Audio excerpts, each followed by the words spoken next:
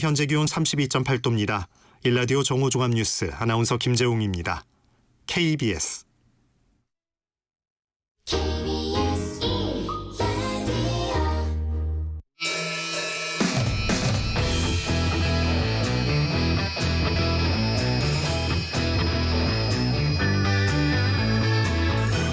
정관용의 시사본부.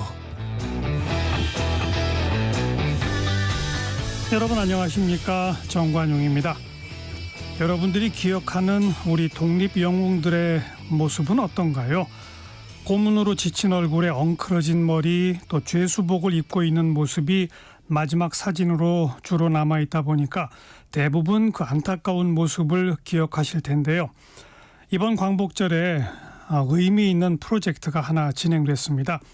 그 죄수복을 입은 독립영웅들의 사진을 한복을 곱게 차려입은 모습으로 다시 제작한 거죠.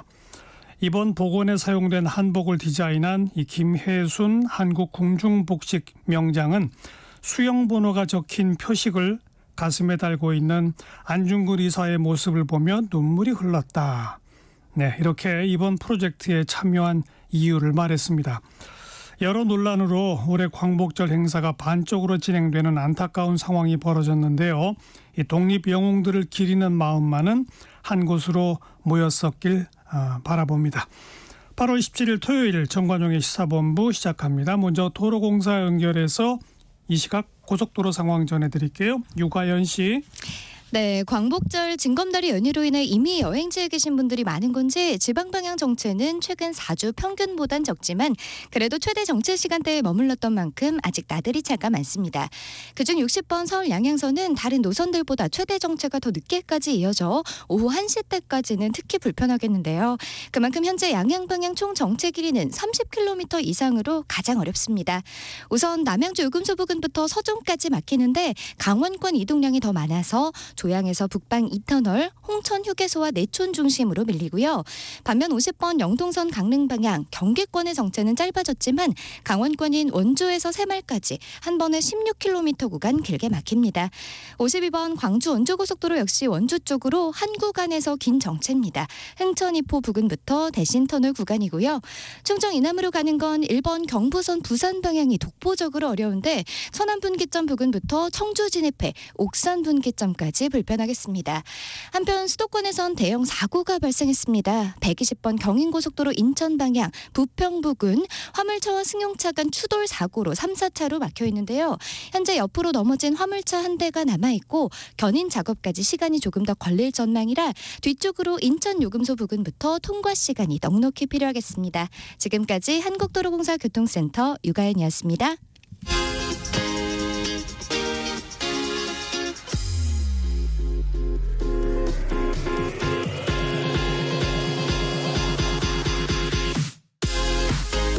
대한민국 시사의 중심 토요일 일요일 낮 12시 10분 KBS 1라디오 정관용의 시사본부. 하나의 키워드로 다양한 뉴스 정리해드리는 주간 뉴스 큐레이션입니다.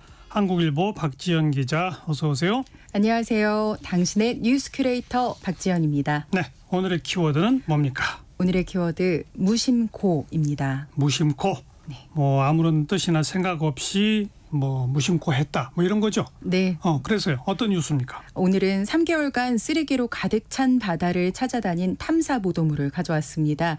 이 무심코 버린 쓰레기, 그 쓰레기의 역습으로 지옥이 된 바다를 추적했습니다. 네. 또 지난해 태어난 새끼 동물들이 무심코 나들이를 나섰다가 경찰에게 쫓기는 신세가 됐어요. 이 동물이 요즘 자주 출몰하는 이유가 뭔지 알려드립니다.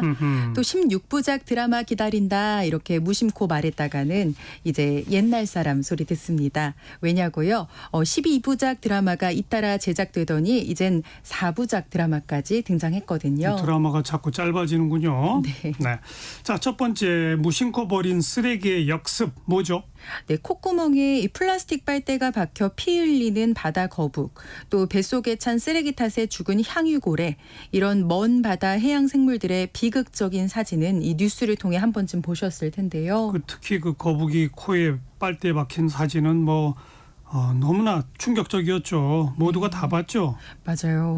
그런데 이게 동물들만의 이야기일까요? 과연 우리 바다와 또 우리 몸은 안전할까요? 그러니까 바다에 버려진 쓰레기가 사람 건강도 위협한다 이거죠. 네, 그렇습니다. 이 북중미 바다에 서식하는 크릴새우나 청어 같은 수산물에서 이 미세 플라스틱이 검출됐다는 뉴스가 종종 들려오지만 사실 우리 먹거리와는 무관할 것 같잖아요. 그건 뭐 먼 바다 얘기니까. 근데 이제 우리 근해에 있는 물고기에서도 나오나요? 네, 그래서 저희가 한반도 연근해에 사는 이 어류와 갑각류의 체내 플라스틱 축적 실태를 직접 검증했습니다. 예. 우리 국민이 좋아하는 해산물 속에 이 미세 플라스틱이 쌓여 있지는 않은지 한번 살펴본 거예요. 어떤 수산물을 대상으로 실험한 거죠? 네, 남해산 은갈치와 우럭, 또 동해산 오징어, 또 서해산 참조기와 꽃게를 이 수산시장 두 곳에서 직접 구입했고요. 예. 또 검증은 한국분석과학연구소가 이 한국일보 의뢰로 지난달에 진행했습니다. 그 결과는요? 놀라지 마세요. 이 모든 시료, 모든 해산물에서 미세 플라스틱이 검출됐다는 통보를 받았습니다. 네. 이 연구진은요, 이 각 생선의 살과 내장, 아가미 부위를 조금씩 뜯어내 5g의 시료를 만든 뒤 이걸 정밀 분석했는데요. 그 결과 은갈치, 오징어에서는 미세 플라스틱 27개가 나왔어요. 5g에서 27개. 네. 또 같은 기준으로 우럭과 참조기에서는 13개, 또 꽃게에선 7개가 발견됐습니다. 그럼 미세 플라스틱의 성분도 분석이 됐죠? 네, 우선 이 검출된 전체 미세 플라스틱의 한 48%가량이 폴리프로필렌이었습니다. 폴리프로필렌은 뭘 만드는 거죠? 이게 가볍고 열에 강한 플라스틱 소재라서요. 기능성 의류나 식품 용기, 또 자동차 범퍼를 만들 때 쓰여요. 그 다음으로 많이 검출된 성분이 폴리에틸렌인데 이건 샴푸병이나 두부 포장 용기에 쓰이고요. 또 폴리스틸렌 이것도 검출이 됐는데요. 일회용 컵이나 즉석밥 용기 이런 식품 포장할 때 쓰입니다. 우리 연근해 바다도 플라스틱 쓰레기로 오염됐고 이걸 먹지 않은 고기는 없다 이거죠? 정확합니다. 시험을 총괄한 정재학 소장은요. 이 모든 시료에서 미세 플라스틱이 100% 검출됐다는 게 중요하다 이렇게 설명을 했어요. 이 미세 플라스틱을 먹은 물고기가 이 밥상 위에 오르고 또 이걸 먹은 우리 몸에도 플라스틱이 쌓일 수 있기 때문이죠. 우리 몸에 플라스틱, 미세 플라스틱의 무슨 기준치 이런 게 있나요?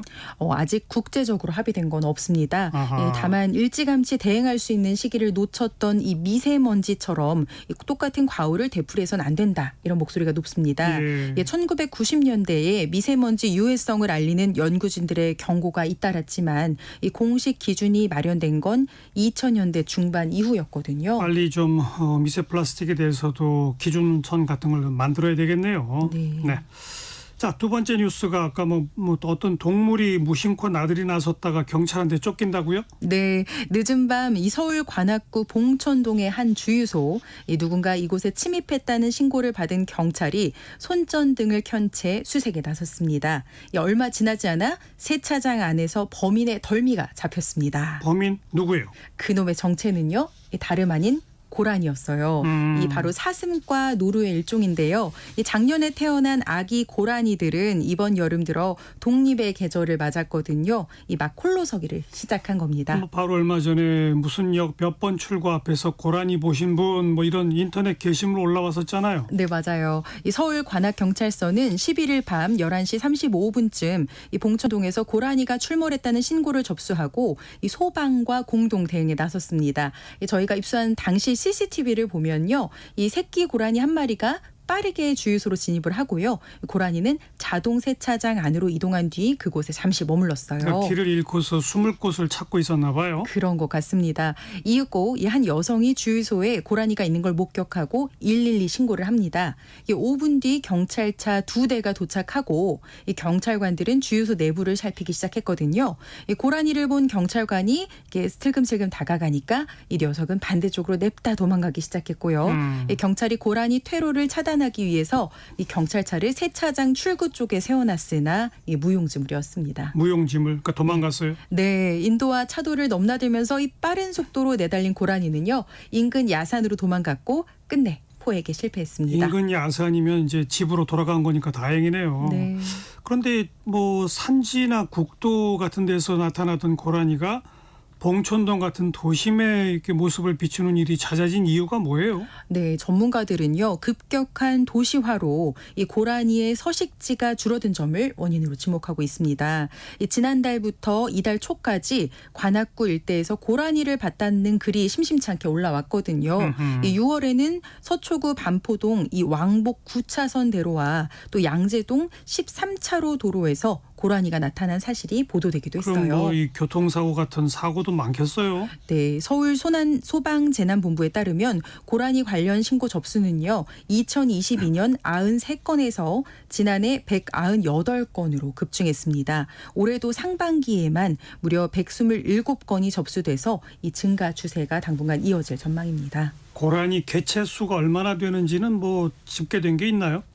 공식 집계는 따로 없고요. 이 국립생물자원관은 국내에 서식하는 고라니 개체 수를 약 45만 마리로 추정하고 있습니다.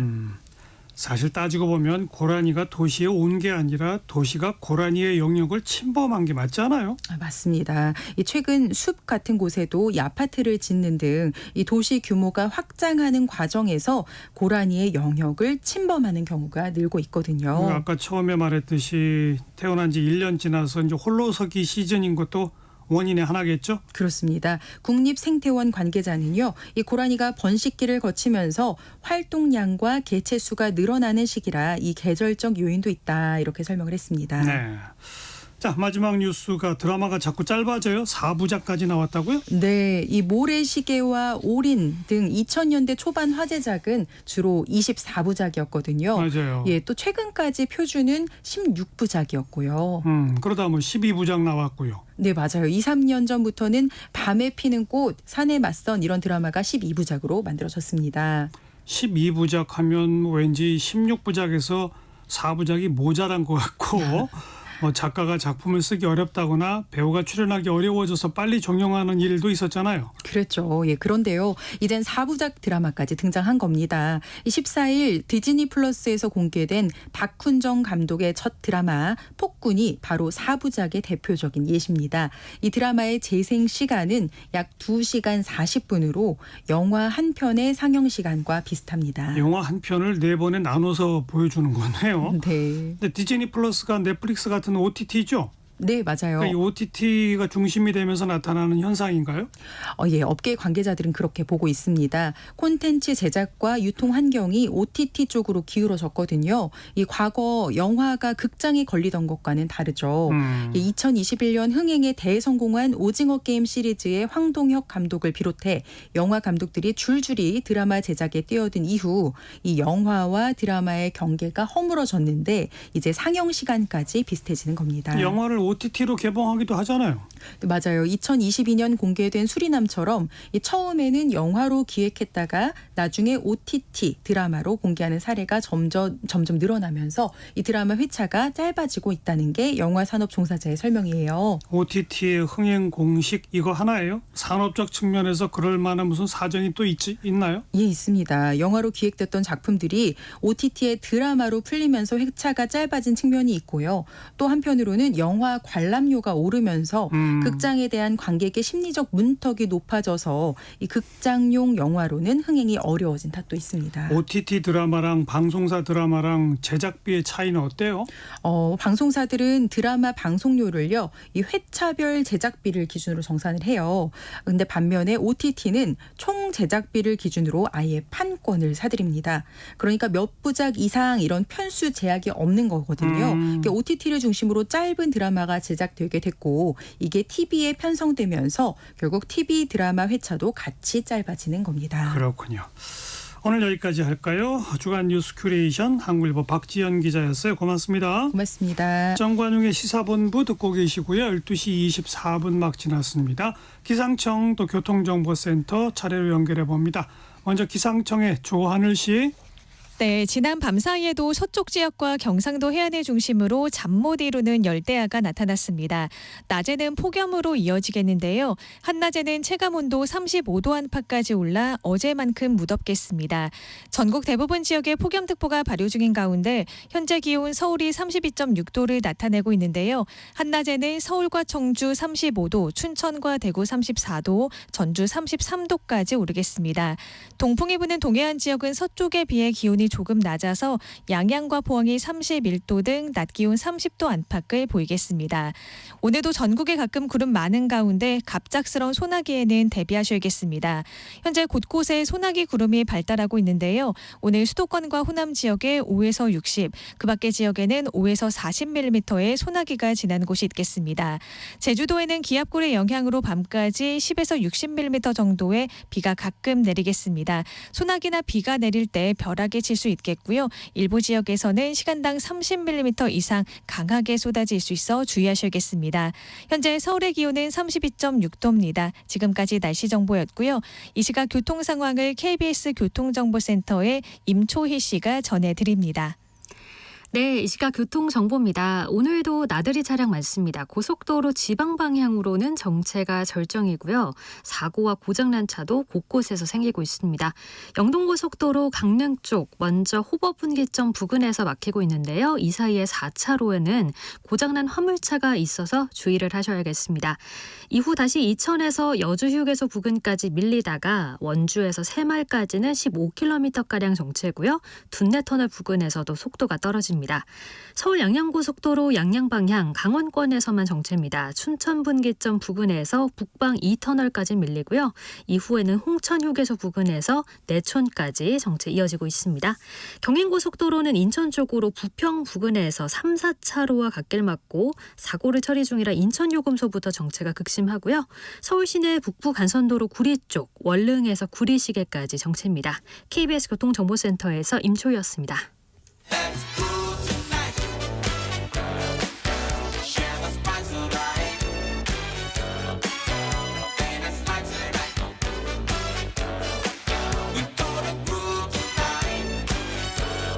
국민 MC 정관용. KBS 1라디오 정관용의 시사본부. 들어보면 달라요. 핫 이슈 핫피플 시간입니다. 오늘은 그야말로 핫한 이슈, 핫한 분을 모셨는데요. 국민의힘의 전략기획부총장을 맡고 있는 신지호 전 의원. 요즘 뜨거운 그 뉴라이트의 원조라고 불리워지는 그런 분입니다. 스튜디오에 직접 모셨습니다. 어서 오십시오. 네, 안녕하세요. 왜 원조죠? 뉴라이트에? 그 원조라기보다도 2004년 11월에 저희들이 그 당시에는 전향한 386 이렇게 불렸는데 운동권 출신들이 예. 자유주의 연대. 맞아요. 그러니까 기존 그 올드라이트의 이념이 반공주의였다면 예. 뉴라이트 새로운 보수의 이념은 자유주의가 되어야 한다. 그런 의미로 이제 자유주의 연대를 출범시키면서 이른바 뉴라이트 운동이 시작이 된 자유주의 것이죠. 연대를 만들고 공식적으로 뉴라이트라는 표현을 사용한 거잖아요. 예, 사용했습니다. 그러니까 원조 맞네요. 그죠? 예. 반공주의가 아닌 자유주의에 근거한 보수 이념. 예. 그거죠. 그 맞습니다. 근데 예. 그때 그 무슨 건국절 논란이 또 임시정부의 법통이었더니 이런 지금 논란이 되고 있는 이른바 역사관에 대한 얘기는 전혀 없었죠. 자유주의 연대 시절에는. 자유주의 연대 시절에는 없고 그 다음에 이제 저희들이 교과서 포럼이라고 하는 또 자유주의 연대의 자매 단체가 출범하면서 거기서 여러 가지 이제 주요한 현대사에 대한 입장 정리를 하는데 거기에 참여했던 아주 일부의 지식인 특히 역사 하신 분들이 예를 들면 1948년 8.15를 건국절로 제정해야 되는 거 아니냐 그렇죠. 그런 입장을 가지고 있었던 건 맞습니다. 그런데 그렇죠. 그것이 당시 뉴라이트 운동의 전체 입장으로 표현되거나 한 적은 없습니다. 그러니까 자유주의 연대 차원에서 그런 논의를 공식화한 적은 전혀 없습니다. 예. 교과서 포럼 등등에 참여한 일부 학자의 네. 문제 제기였다. 예, 그랬습니다. 우리 신지호 전 의원은 건국절이 필요합니까? 아니 지금 그대로 가면 됩니다. 예, 지금 그대로 가면 되는데. 지금 그대로라는 거는 45년 8월 15일 광복절, 예. 48년 8월 15일 정부 수립 기념일. 예, 뭐 그런 정도로 가면 되고 예. 그리고 저는 뭐냐면은 1919년에 이제 우리 민족 구성원들이 대한민국 민주공화국 대한민국을 만들자라고 하는 그게 시작이 된 거죠. 임시정부. 예. 그리고 그 3.1 운동에 그거를 받아서 4월 10일에 상해 임시정부가 이제 만들어진 거 아닙니까? 그래서 저는 개인적으로 1919년은 정신적 건국이고 1948년 정부 수립이 실질적 건국. 그러니까 그 일련의 과정을 이렇게 연속적으로 봐야지 어느 특정 시점을 쪼개가지고 이거냐 저거냐 1919년이 건국이냐 48년이 건국이냐 이런 식의 양자택일식 접근은 굉장히 후진 역사관이다. 네. 그걸 다 통합적으로 인식을 해야 된다는 생각입니다. 근데 지금 독립기념관장 그 김영석 독립기념관장은 어떤 생각인 거예요, 정말로? 저는 그분을 이번에 처음 접했기 때문에 그분에 대한 어떤 분인지를 정확히 모르겠어요. 그러니까 충분히 알아야지 평가를 할 수 있는데 그런 점에서 그분 개인을 제가 평가하는 것은 적절치가 않을 것 같고요. 그분이 이제 그동안 했던 발언이나 쓴 글들에 보면 48년 건국절을 해야 한다라는 취지가 분명하다라고 이종찬 광복회장은 주장하는 거잖아요. 그렇지만 그분이 쓴 글 이제까지 한 발언에 그게 나오지는 않고요. 오히려 제가 참 굉장히 이 다들 아는 거지만 이 우리가 까먹고 있는 그게 있습니다. 1998년 8.15 이게 48년 정부 수립 50주년이었어요. 그때 김대중 대통령이 뭐라고 했냐면 대한민국 50년이라고 하는 표현을 썼어요. 그러니까 김대중 대통령이 대한민국 건국은 1948년 8월 15일에 됐다. 그래서 대한민국 50년 기념 주화도 발행을 했습니다. 그리고 대통령 직속 자문기구로 기억나실 거예요. 제2건국준비위원회라고 하는 정부 기구를 띄우는데 거기 창립 선언문에도 건국 50년 동안 어쩌고 저쩌고 나옵니다. 그러니까 1948년을 건국으로 봅니다. 그렇게 보면 이때 이종찬 지금 광복회장이 그때 김대중 정부 초대 국정원장이셨죠. 예. 그러니까 이분 기준대로 하면은 김대중 대통령도 뉴라이트예요. 이게 말이 되냐고요. 그리고 본인이 모셨던 분의 역사관을 부정하고 있잖아요. 그리고 이 노무현 대통령도요. 2003년 광복절 경축사에서 뭐라고 했느냐. 1948년에 우리가 민주공화국을 세웠다. 이렇게 얘기를 합니다. 그러니까 지금 민주당이 뭐예요. 친일 매국노 정권이다. 뭐 조국 대표 같은 사람은 윤석열 대통령을 가리켜서 조선 총독부의 10번째 총독이다 하는데 이거 본인들이야말로 김대중 노무현 이 두 분의 그 정신 역사관을 송두리째 부정하고 그 있는 거 아닙니까? 자가당착이고 자기 모순이죠. 아니 그 김대중 대통령 때 대한민국 정부 수립 50년을 건국 50년이라고 표현했다. 네. 그런 거잖아요. 예. 그런데 이제 그분들이 지금 이 김영석 독립기념관장의 경우는 그분의 글이나 이런 걸 보면 일제시대 때 우리 조선 그 사람들은 일본 국민이었다. 네. 라는 표현이 명시적으로 나오잖아요.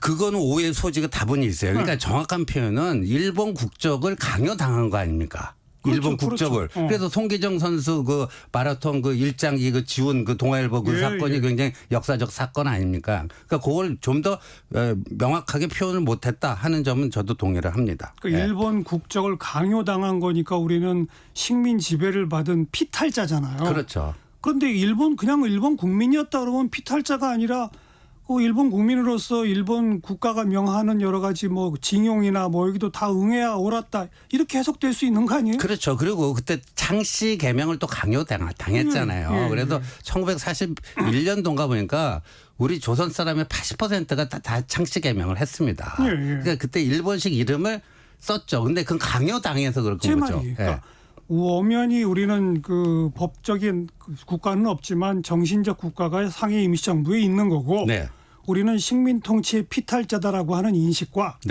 그렇게 강요당했다라는 표현이 빠진 채 일본 국민이었다라고 하는 표현은 오해의 소지가 다분한 거예요. 오해의 소지가 있다고 봅니다.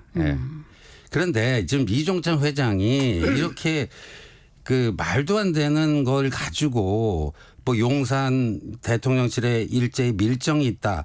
이런 식의 모함을 해가면서 이 광복식 정부 경축식에 불참한 것은 대단히 잘못된 결정이고. 네, 뭐 이종찬 광복회장을 비판하시는 거는 좋은데 예.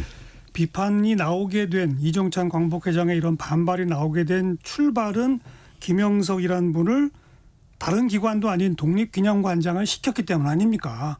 좀 아까 우리 신지호 예. 부총장께서도 그분의 그런 뭐 당시 일본 국민이었다라는 식의 표현은 상당히 오해 소지가 많고 좀 부적절하다고 했잖아요. 그런 논란이 대상이 될 만한 분을 왜 하필 또 독립기념관장에 시켜서 이 정말 이렇게 파문을 일으키게 되는. 그러니까 그분이 일본 국적이었다는 거에서 해명을 했더라고요. 자기가 그거를 그러니까 그렇게 강요당했다는 의미인데 설명을 좀 앞뒤 설명을 충분히 못한 것 같다 뭐 정도로 한 걸로 알고 있고요. 제가 개인적인 느낌으로는 문재인 정부 때 그 김원웅 광복회장 인사와 비교해 보면 김원웅 그 당시 광복회장은 아주 극단적인 편향적인 역사인식, 역사관을 갖고 있던 분이에요. 그래서 그때도 그분이 광복회장인데 저희 국민의힘에서 그 경축식에 불참하고 뭐 그러지 않았습니다. 예.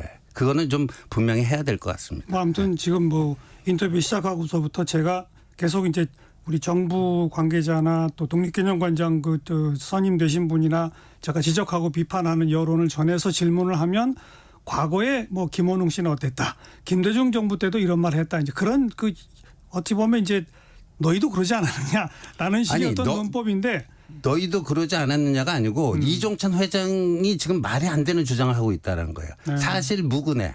예, 사실 무근의 주장을 하고 있어요. 그런데 뭐 조경태 의원 같은 분도 그런 표현을 쓰셨는데 뭐 이 정도 논란이 좀 되고 시끄러워지고 나라가 도둑강이 날 정도 상황이 되면 김영석 관장 스스로가 좀 그만두는 게 맞는 거 아니에요? 저는 그거는 이제 그분이 알아서 할 문제라고 봅니다. 그분이 알아서 할 문제고 저희들이 뭐 물러나라 뭐 계속해라. 예, 그 왈가왈부할 문제는 아니다. 이렇게 저는 개인적으로 그렇게 봅니다. 대통령께서도 지금 이제 미래를 향해 막 나가야 되는데 계속 뭐 이런 논란이 계속되는 게 우리 이러지 맙시다 차원에서 좀 다른 분 임명하면 안 돼요? 아니 그런데 이분에 대해서 뭐 뉴라이트 활동한 적도 없는 분한테 뉴라이트 딱지를 붙이고 어쩌고 저쩌고 48년 8.15를 건국절로 만들자고 주장한 적도 없는데 그걸 위한 음모가 거대한 음모가 진행되고 있다.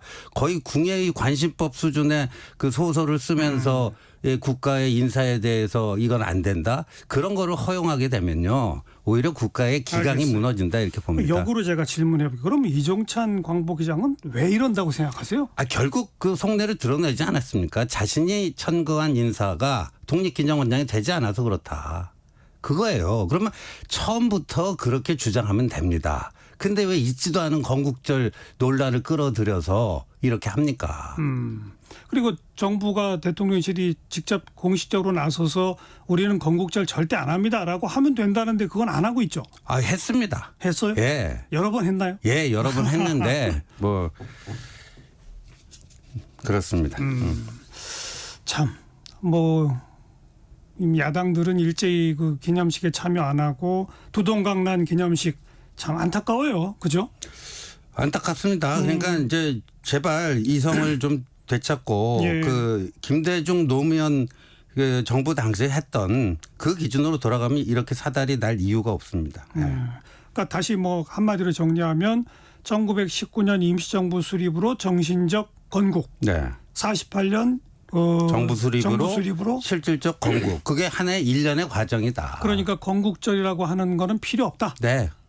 8.15는 45년, 지금처럼. 네, 지금처럼. 45년 광복절, 네. 48년은 정부 수립 기념일. 예. 그 정도면 된다. 뭐 그 정도로 저는 충분하다고 봅니다. 그리고 현 정부의 기조도 분명히 그것이 예, 맞다. 맞습니다. 예. 그런데 이제 거기에 대해서 과도한 우려를 하는 이종찬 회장 등등이 이제는 좀 입장을 바꿔달라 이런 거죠. 그리고 작년에 이미 그렇게 하기로 다 합의를 했습니다.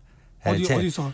제가 제 SNS에 작년에 있었던 그 에피소드를 다 적었는데요. 아까 제가 말한 그런 역사 인식으로 그렇게 다 그 합의를 뭐 뜻을 모으기로 작년에 다 했습니다. 어디랑 합의를 한 거예요? 그러니까 용산 대통령실하고 이종찬 회장 그 광복회하고 약간 또 그런 건국 문제 8.15 문제로 약간의 그 트러블이 있었어요. 그래서 제가 좀 중간 역할을 해서 그러한 역사 인식을 공유하기로 이미 작년에 다 얘기가 끝난 얘기입니다. 그래요. 뭐 내년도가 되면 이제 2025년이 되고 광복 80년 되지 않습니까? 네. 근데 내년까지도 이렇게 두동강 나지 않을까요? 이렇게 되면 안 되죠. 안 되죠. 네, 이렇게 되면 안 되죠. 그러니까 김대중 정부 때 어떻게 했는지 노무현 정부 때 어떻게 했는지 그것만 한번 살펴보시면 될 것 같습니다. 아무튼 대통령실도 조금 더 광복회 분들하고 대화가 좀 더 필요할 것 같아요. 네, 대화는 계속 해야죠. 아까 그 작년에 그렇게 정리를 했었다라고 하는 그런 일련의 대화를 한 번 더 좀 조직됐으면 좋겠어요. 네, 또 한 번 노력을 해야 되지 않을까 싶습니다. 자. 네. 그러나 어쨌든 뭐 이 이른바 뉴라이트 논란 질문은 이제 이 정도 하고 요새 뭐 정치권 이슈가 또 하도 많아서 상당히 중요한 변화 가운데 하나가 민주당이 최상병 특검법을 3번째나 발의하더니 이제 갑자기 이제 그러면 한동훈 대표가 공약한 제3자 추천 특검법 네. 이것도 받아들일 수 있다. 네. 빨리 법안을 내라. 네. 이렇게 돼 있잖아요. 예. 그래서 어제 한동훈 대표가 입장을 내지 않았습니까? 예. 그래서 대법원장이 추천하는 그 특검 플러스 최근에 불거진 제보 공작 의혹을 그 특검에 포함시켜서. 수사 대상으로 포함시키자. 그러니까 요거는 계속해서 이제 권성동 의원이 계속 이슈를 발굴하고 이슈 파이팅을 해온 사안인데, 그러니까 한동훈 표 거기에 이제 권성동 그 의원의 활동 이제까지 그게 이제 합쳐진 뭐 그런 결과물이라고 볼 수 있습니다. 그러니까 뭐 외압이 있었다라고 증언하고 있는 변호사가 사실은 민주당 인사고 민주당 의원들과 미리 다 기획해서 이렇게 한 것이다. 뭐 이런 얘기죠. 그렇죠. 그리고 그 허위로 그 저기 된 거를 그 특정 언론사에 그 제보를 해가지고 마치 사실인 양 둔갑시켜 가지고 뭐 구명 로비 의혹이라는 걸 조작해냈다라는 거죠. 그럼 이제 앞으로 그 국민의힘 내부에서는 이 법안 성안 과정에 들어갑니까? 어떻게 됩니까? 그러니까 이제 여러 차원의 당내 논의가 이제 본격적으로 시작이 될 겁니다. 그리고 민주당은 아무튼 빨리 법안을 내라 이거잖아요. 네. 근데 그 저희가 이게 법안을 내려면 당론 법안으로 내야 되지 않겠습니까? 특정 어떤 의원 개인이 내는 게 아니고 그러려면은 충분한 논의를 당내 논의를 해야 되지 않겠습니까? 그래서 이러한 구상을 가지고 대법원장이 추천하는 특검, 그다음에 권성동 의원이 제기한 제보 공작 의혹 뭐 이런 것들이 내용에 담기는 특검 법안을 만들려는데 그 구성원들의 의견은 어떤지. 그렇죠. 뭐 이런 것들을 쭉 취합해가는 과정이 필요하죠. 그럼 처음에 그 당대표 경선 과정에서 한동훈 당시 후보가 이런 얘기를 꺼냈을 때는 좀 부정적인 의원들도 꽤 있었는데 당론으로 이게 법안이 만들어질 가능할까요? 그리고 요즘 와서 말이죠. 이 공수처 수사에 대한 문제 의식이 제가 보기에는 당내에서 좀 확산돼 가고 있는 것 같아요. 굉장히 거친 방식으로 또 이 해서는 안 되는 중요한 수사 정보를 특정 언론에 흘리는 이른바 언론 플레이. 그리고 최근에 뭐 그 당시 윤석열 대통령의 그 통화 기록, 그거는 수신 발신 기록이 다 나오는 그거를 뭐 확보 뭐 수사에 필요해서 했는데 그걸 또 특정 언론에 흘려서 대통령 망신 주기식 언론 플레이라고. 그래서 이런 공수처 수사에 대한 문제의식이 좀 커지고 있습니다. 그래서 일각에서는 대법원장이 추천하는 특검 수사와 이 지금의 공수처 수사 어떤 쪽이 더 객관적이고 공정한 수사를 할지 한번 냉정하게 판단을 해봐야 된다. 이런 얘기도 나오고 있습니다. 그러면 이른바 대법원장 추천 특검에 그 제보 공작까지 포함시키는 특검 법안은 당론으로 채택될 가능성이 대단히 높네요. 그건 모르겠습니다. 제가 예단할 수 있는 건 아니고요. 당내 이제 논의 과정 속에서 이제 가닥이 잡힐 것 같습니다. 알겠습니다. 그거 이제 그런 법안이 만들어지면 민주당이 이제 거기 또 반응을 해야 할 텐데. 그렇죠. 뭐 예를 들어서 제보 공작은 무슨 제보 공작이냐, 이건 빼야 된다, 뭐 이럴 수도 있는 거고. 민주당이 이번에 3번째 발의한 거 보면요, 그 구명 로비 의혹을 수사 대상에 넣자라는 건데. 넣었어요. 근데 그다음 또 그거는 수사 과정에 인지된 또 다른 것도 예. 다 포함돼요. 근데 그거는 이 제보 공작 과정에서 날조된 거거든요. 예, 그 예. 날조된 구명 로비 의혹을 수사 대상으로 넣자 하니까 그 부분에 있어서는 지금 저희들하고는 완전 반대죠. 예. 그래도 어쨌든 그 추상적으로 표현하면 이게 날조 공작이든 뭐 구명 로비든 그거는 이제 같이 판단이 들어간 거고 네. 어쨌든 그 일련의 과정을 들여다봐야 될 거 아니에요. 그렇죠. 예. 그러면 좀 표현을 애매하게 해가지고 할 수 있겠네요. 그러니까 그거는 이제 만약에 여야가 이 문제를 가지고 협상을 하게 된다면 예. 그 테이블에 오를 수 있는 의제가 되겠죠. 지금 말씀하신 알겠습니다. 거는. 예. 한동훈 대표가 된 지도 지금 꽤 오래됐죠.